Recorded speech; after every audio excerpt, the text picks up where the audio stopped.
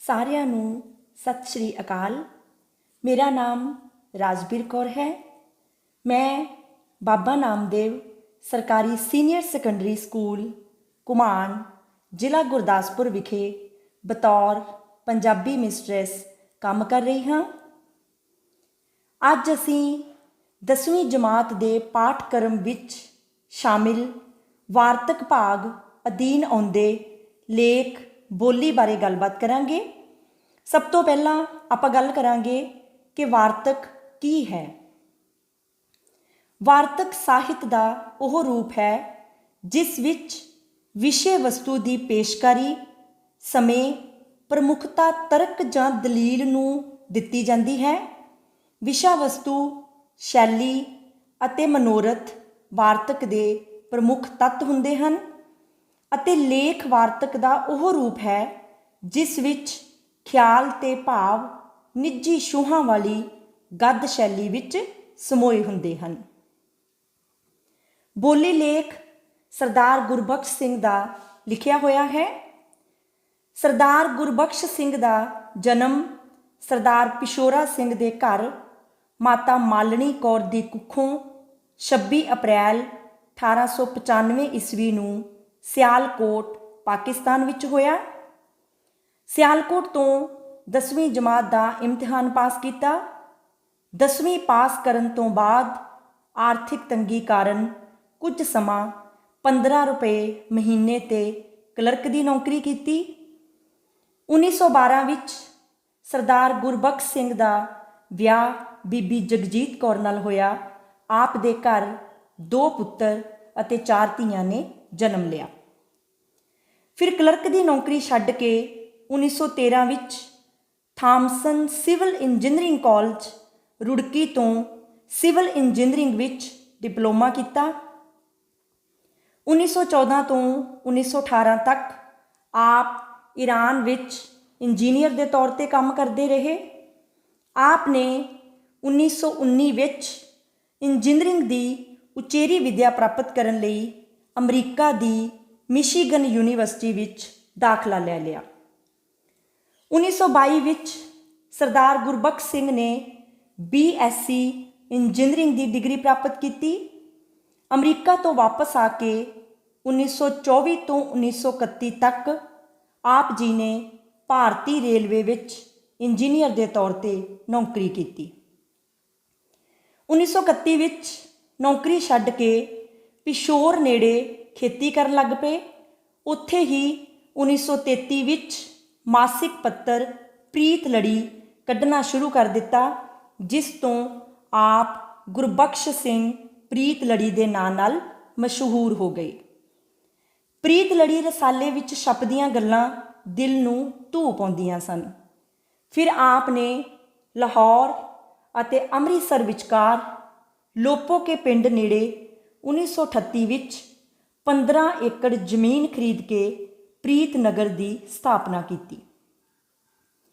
ਪ੍ਰੀਤ ਨਗਰ ਉਹਨਾਂ ਲੋਕਾਂ ਦਾ ਨਗਰ ਸੀ ਜਿਨ੍ਹਾਂ ਦੀਆਂ ਰੂਹਾਂ ਪ੍ਰੀਤ ਦੀਆਂ ਭੁੱਖੀਆਂ ਸਨ ਅਤੇ ਜਿਹੜੇ ਆਪਣੇ ਜਿਹੇ ਪ੍ਰੀਤ ਪਿਆਸਿਆਂ ਨੂੰ ਮਿਲਣਾ ਚਾਹੁੰਦੇ ਸਨ।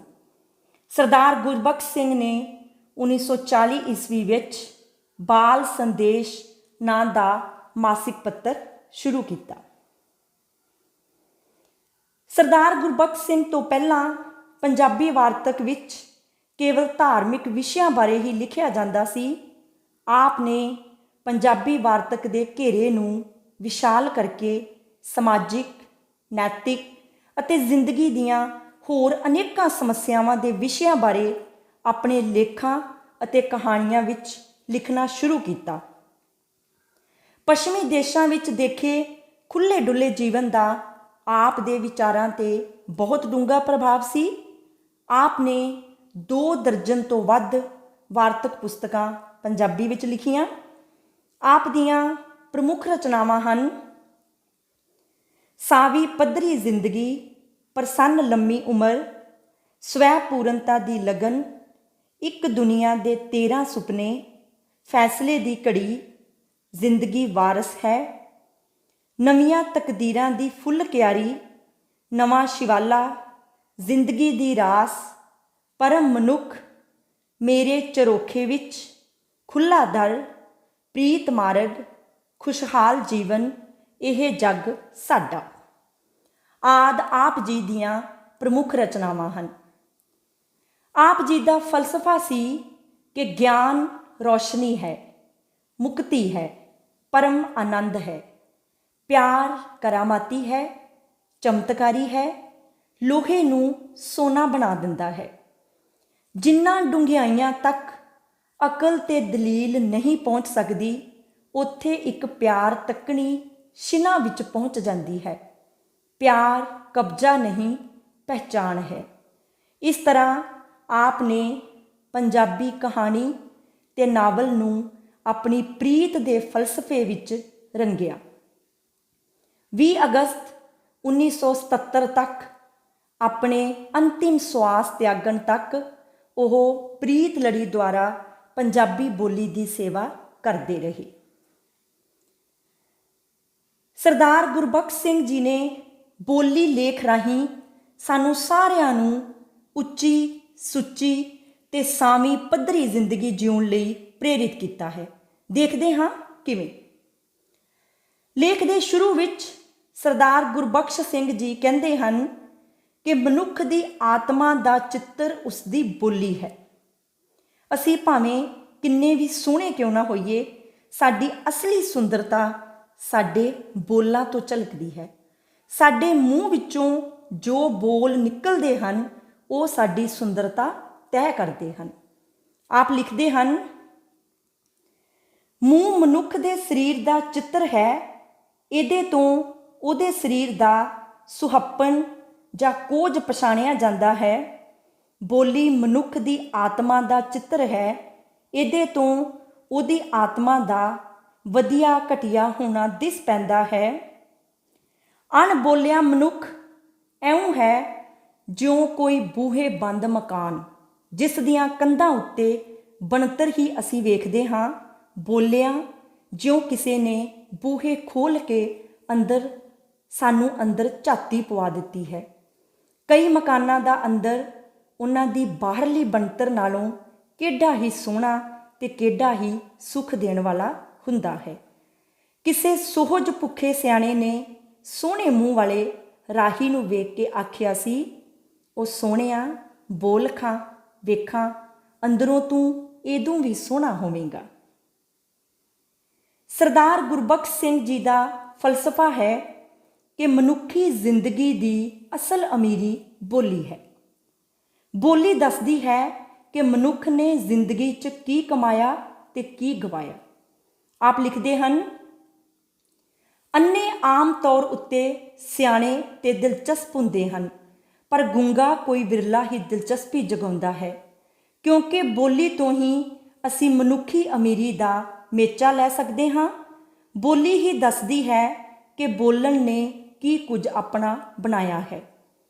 ਜੇ ਉਹਦੇ ਅੰਦਰ ਬਹੁਤ ਕੁਝ ਹੈ, ਉਹਦੀ ਬੋਲੀ ਫੁੱਲਾਂ ਫਲਾਂ ਲੱਦੇ ਬਾਗ ਵਿੱਚੋਂ ਮਹਿਕਦੀ ਆਈ ਪੌਣ ਵਰਗੀ ਹੁੰਦੀ ਹੈ।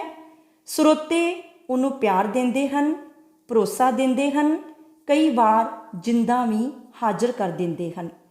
ਜਿਹਦੇ ਅੰਦਰ ਬਹੁਤਾ ਕੁਝ ਨਹੀਂ, ਉਹਦੀ ਬੋਲੀ ਰੜੇ ਰੇਗਿਸਤਾਨਾਂ ਵਿੱਚੋਂ ਰੁੱਖੀ ਤਪਦੀ ਆਈ ਪੌਣ ਵਰਗੀ ਹੁੰਦੀ ਹੈ। ਬੋਲੀ ਤੱਦੇ ਅਸਲੀ ਅਮੀਰੀ ਦਾ ਠੀਕ ਮੇਚਾ ਮੰਨੀ ਜਾਂਦੀ ਹੈ ਕਿ ਇਹ ਜ਼ਿੰਦਗੀ ਦੀ ਅਮੀਰੀ ਵਿੱਚੋਂ ਆਪਣੇ ਲਫ਼ਜ਼ ਚੁਣਦੀ ਹੈ। ਹਰ ਇੱਕ ਲਫ਼ਜ਼ ਕਿਸੇ ਤਜਰਬੇ ਦਾ ਹਿੱਸਾ ਤੇ ਹਰ ਇੱਕ ਤਜਰਬਾ ਕਿਸੇ ਅਕਲ ਦਾ ਹਿੱਸਾ ਹੁੰਦਾ ਹੈ, ਤੇ ਅਕਲ ਜ਼ਿੰਦਗੀ ਦਾ ਅਸਲੀ ਸੋਨਾ ਹੈ, ਜਿਹਦੀ ਲਿਸ਼ਕ ਤੋਂ ਵਿਰਵੇ ਸਡੋਲ ਨਕਸ਼ ਵੀ ਦਿਲਾਂ ਵਿੱਚ ਕੋਈ ਖਿੱਚ ਨਹੀਂ ਪਾਉਂਦੀ। ਸਾਨੂੰ ਪਤਾ ਹੈ ਕਿ ਬੋਲੀ ਦਾ ਅਸਲ ਖਜ਼ਾਨਾ ਬਚਪਨ ਵਿੱਚੋਂ ਲੱਭਦਾ ਹੈ। ਬਚਪਨ ਦੇ ਵਿੱਚ ਜੋ ਲਫ਼ਜ਼ ਸਾਡੇ ਕੰਨਾਂ ਵਿੱਚ ਪੈਂਦੇ ਹਨ, ਉਹ ਸਾਨੂੰ ਸਾਰੀ ਜ਼ਿੰਦਗੀ ਨਹੀਂ ਭੁੱਲਦੇ।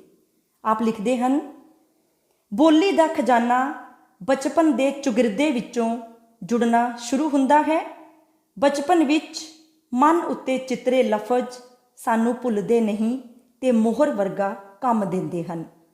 ਇੱਕ ਇੱਕ ਮੋਹਰ ਅਸੀਂ ਅਨੇਕਾਂ ਨਿੱਕੇ ਸਿੱਕਿਆਂ ਵਿੱਚ ਵਟਾਉਂਦੇ ਹਾਂ ਤੇ ਸਾਡੇ ਖਜ਼ਾਨੇ ਦੀਆਂ ਪੇਟੀਆਂ ਛਣਕਣ ਲੱਗ ਪੈਂਦੀਆਂ ਹਨ। ਇਸ ਲਈ ਜਿੱਥੇ ਸਾਡਾ ਬਚਪਨ ਬੀਤੇ ਉਹ ਥਾਂ ਮੋਹਰਾਂ ਦੀ ਖਾਣ ਹੈ। ਪਹਿਲਾਂ ਸਾਡੀ ਅਮੀਰੀ ਦਾ ਨਿਰਭਰ ਇਸ ਖਾਣ ਉੱਤੇ ਹੁੰਦਾ ਹੈ।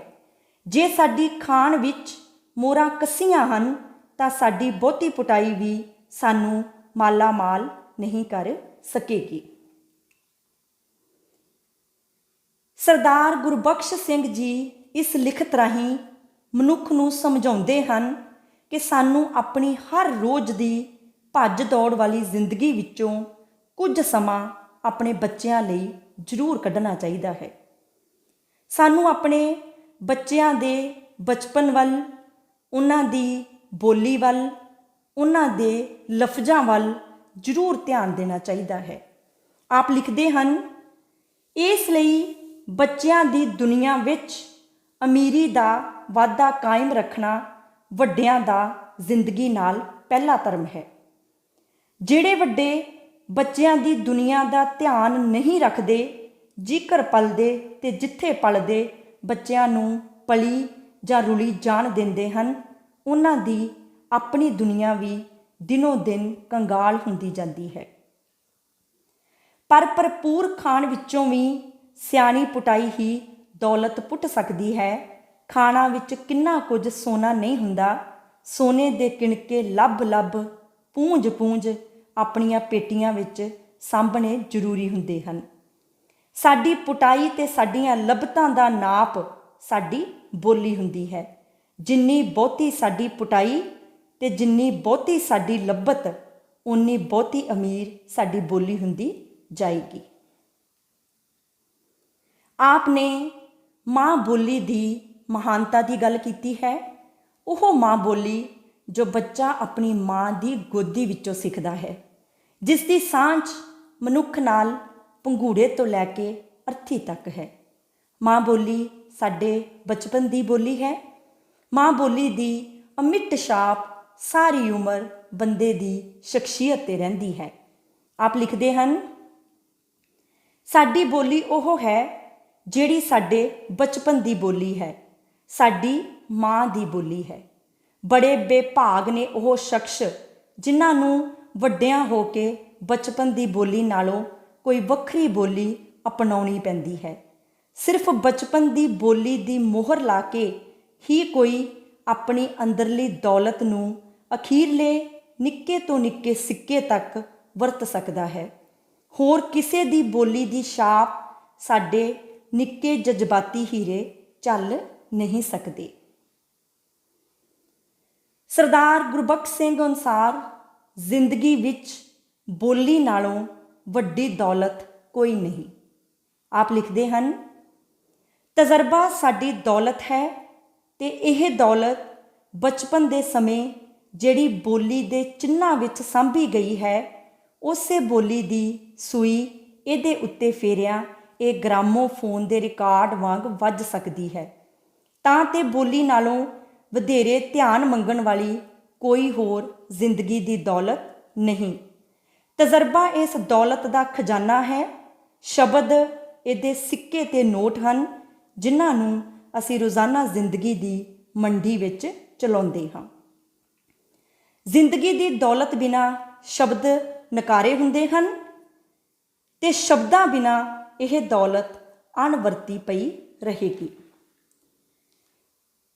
ਸਰਦਾਰ ਗੁਰਬਖਸ਼ ਸਿੰਘ ਅਨੁਸਾਰ ਸਾਨੂੰ ਆਪਣੀ ਜ਼ਿੰਦਗੀ ਵਿੱਚ ਮੌਕਿਆਂ ਦੀ ਸੰਭਾਲ ਕਰਕੇ ਨਵੇਂ ਤੋਂ ਨਵੇਂ ਤਜਰਬੇ ਗ੍ਰਹਿਣ ਕਰਦੇ ਰਹਿਣਾ ਚਾਹੀਦਾ ਹੈ, ਕਿਉਂਕਿ ਤਜਰਬੇ ਬੋਲੀ ਨੂੰ ਲਿਸ਼ਕਾ ਕੇ ਸਾਡੀ ਸ਼ਖਸੀਅਤ ਨੂੰ ਧਨਾਢ ਬਣਾਉਂਦੇ ਹਨ। ਆਪ ਲਿਖਦੇ ਹਨ, ਇਸ ਲਈ ਸਭ ਤੋਂ ਪਹਿਲਾਂ ਤਜਰਬੇ ਦੇ ਮੌਕਿਆਂ ਵਿੱਚ ਵਾਧਾ ਚਾਹਿਆ ਜਾਵੇ। ਪੜ੍ਹਾਈ ਆਪਣੇ ਆਪ ਵਿੱਚ ਕੋਈ ਵੱਡਾ ਤਜਰਬਾ ਨਹੀਂ, ਸਿਰਫ ਤਜਰਬੇ ਦੀ ਲਗਨ ਵਧਾਉਣ ਤੇ ਤਜਰਬਿਆਂ ਨੂੰ ਸਾਂਭਣ ਦਾ ਸਾਧਨ ਹੈ। ਵੇਖਣਾ, ਖੇਡਣਾ, ਮਿਲਣਾ, ਪਿਆਰਨਾ, ਕੁਝ ਜੋੜਨਾ, ਕੁਝ ਤੋੜਨਾ ਆਦਿ ਅਸਲੀ ਤਜਰਬੇ ਹਨ, ਜਿਹੜੇ ਸਾਡੀ ਸ਼ਖਸੀਅਤ ਨੂੰ ਅਮੀਰ ਬਣਾਉਂਦੇ ਤੇ ਸਾਡੀ ਬੋਲੀ ਨੂੰ ਲਿਸ਼ਕਾਉਂਦੇ ਹਨ। ਲੇਖਕ ਨੇ ਬਚਪਨ ਨੂੰ ਬੋਲੀ ਰੂਪੀ ਮੋਹਰਾਂ ਦੀ ਖਾਣ ਕਿਹਾ ਹੈ।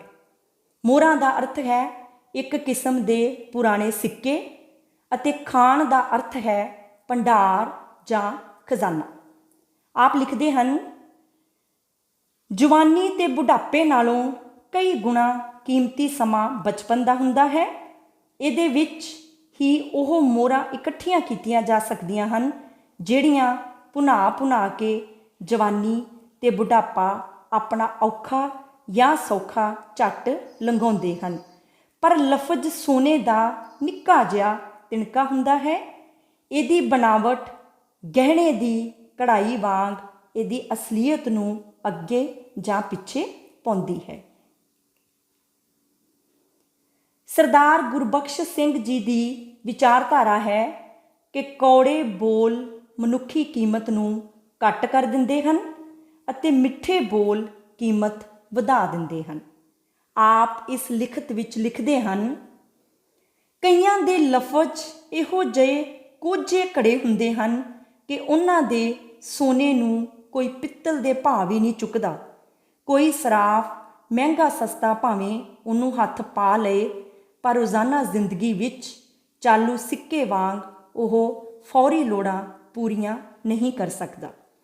ਦੁਨੀਆ ਦੇ ਅਨੇਕਾਂ ਲੋਕ ਆਪਣਾ ਮੁੱਲ ਪੂਰਾ ਨਹੀਂ ਪਵਾ ਸਕਦੇ ਕਿਉਂਕਿ ਉਹਨਾਂ ਆਪਣੇ ਲਫ਼ਜ਼ਾਂ ਵੱਲ ਕਦੇ ਧਿਆਨ ਨਹੀਂ ਦਿੱਤਾ। ਉਹਨਾਂ ਦੇ ਕਸੋਹਣੇ, ਛਿੱਥੇ, ਚੁਭਦੇ, ਕੌੜੇ, ਬੇਤਾਬ, ਬੇਰਸ ਲਫ਼ਜ਼ ਉਹਨਾਂ ਦੇ ਸੋਨੇ ਨੂੰ ਬੇਖਿੱਚ ਅਤੇ ਬੇਕੀਮਤੀ ਬਣਾਈ ਰੱਖਦੇ ਹਨ। ਸਰਦਾਰ ਗੁਰਬਖਸ਼ ਸਿੰਘ ਅਨੁਸਾਰ ਬੋਲੀ ਇੱਕ ਮਸੀਹਾ ਹੈ ਜੋ ਸਾਨੂੰ ਹਨੇਰੇ ਤੋਂ ਚਾਨਣ ਵੱਲ ਜਾਣ ਵਿੱਚ ਮਦਦ ਕਰਦਾ ਹੈ। ਇਹ ਸਾਡੇ ਤੇ ਸਾਡੇ ਪਿਆਰੇ ਵਿਚਕਾਰ ਇੱਕ ਐਸੀ ਕੜੀ ਹੈ ਜੋ ਸਾਨੂੰ ਜੋੜ ਕੇ ਰੱਖਦੀ ਹੈ, ਜੋ ਸਾਨੂੰ ਬੰਨ੍ਹ ਕੇ ਰੱਖਦੀ ਹੈ। ਆਪ ਲਿਖਦੇ ਹਨ, ਬੋਲੀ ਨਾ ਸਿਰਫ ਕਾਮਯਾਬੀ ਦੀ ਕੁੰਜੀ ਹੈ, ਇਹ ਜ਼ਿੰਦਗੀ ਦੇ ਹੁਸਨਾਂ ਤੇ ਸਵਾਦਾਂ ਦਾ ਜਾਦੂ ਵੀ ਹੈ। ਇਹ ਸਾਡੇ ਅਣਹੋਣੇ ਸੁਪਨਿਆਂ ਨੂੰ ਵੀ ਲਕੀਰਾਂ ਘੇਰਿਆਂ ਵਿੱਚ ਚਿੱਤਰ ਕੇ ਅਸਲੀਅਤ ਦਾ ਰੂਪ ਦੇ ਦਿੰਦੀ ਹੈ। ਉਹ ਸਾਡੇ ਜਿਗਰੀ ਪਿਆਰਾਂ ਦੀ ਕਾਦਰ, ਸਾਡੀਆਂ ਪੁੱਗੀਆਂ ਤੇ ਅਣਪੁੱਗੀਆਂ ਰੀਝਾਂ ਦੀ ਫਿਲਮ ਹੈ, ਜਿਸ ਨੂੰ ਉਦਾਸ ਬੱਦਲਾਂ ਦੇ ਹਨੇਰੇ ਵਿੱਚ ਚਲਾ ਕੇ ਵੀ ਅਸੀਂ ਸੁਨਹਿਰੀ ਧੁੱਪਾਂ ਚੜ੍ਹਾ ਸਕਦੇ ਹਾਂ।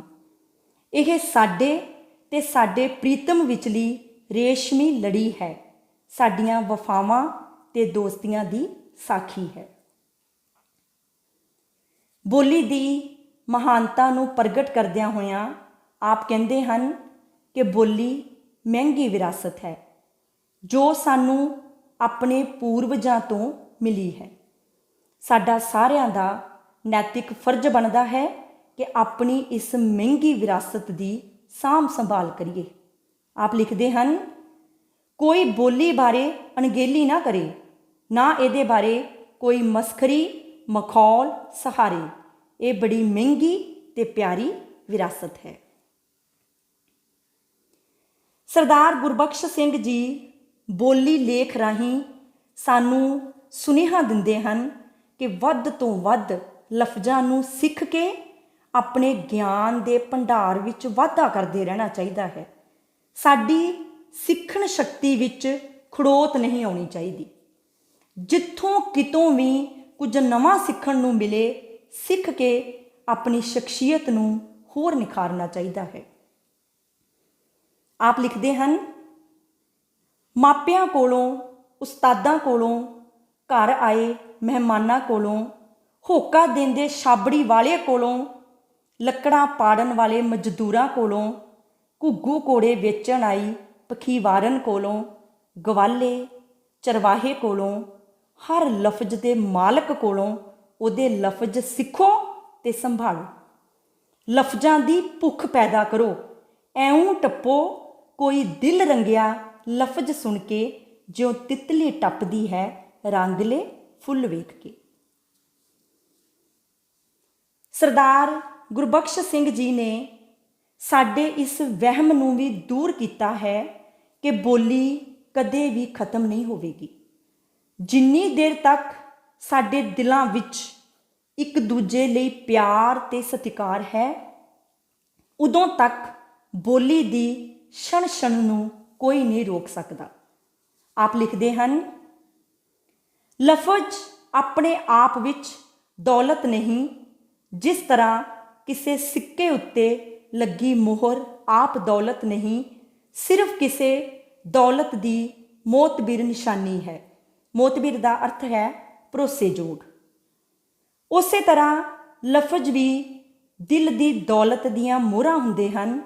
ਜੇ ਦਿਲ ਵਿੱਚ ਦੋਸਤੀਆਂ, ਪਿਆਰਾਂ, ਕੁਰਬਾਨੀਆਂ, ਗੀਤਾਂ, ਕਹਾਣੀਆਂ, ਹੰਝੂਆਂ, ਹਾਸਿਆਂ ਤੇ ਕੁਦਰਤ ਦੀਆਂ ਛੂਹਾਂ ਦੀ ਦੌਲਤ ਅਮੁੱਕ ਹੈ, ਤਾਂ ਮਨੁੱਖੀ ਕੁੱਖ ਵਿੱਚੋਂ ਕਿਹੜਾ ਜੰਮਿਆ ਹੈ ਜਿਹੜਾ ਜੱਫੀਆਂ ਪਾਉਂਦੇ ਲਫ਼ਜ਼ਾਂ ਦੀ ਛਣ ਛਣ ਤੋਂ ਨਿਸ਼ਾਵਰ ਹੋਣੋਂ ਰੁਕ ਸਕੇ।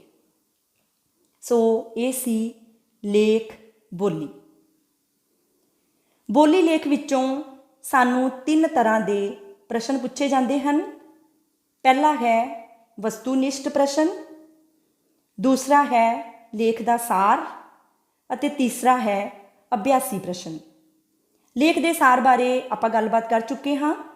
ਲਗਭਗ 150 ਸ਼ਬਦਾਂ ਦੇ ਵਿੱਚ ਅਸੀਂ ਲੇਖ ਦਾ ਸਾਰ ਲਿਖਣਾ ਹੁੰਦਾ ਹੈ।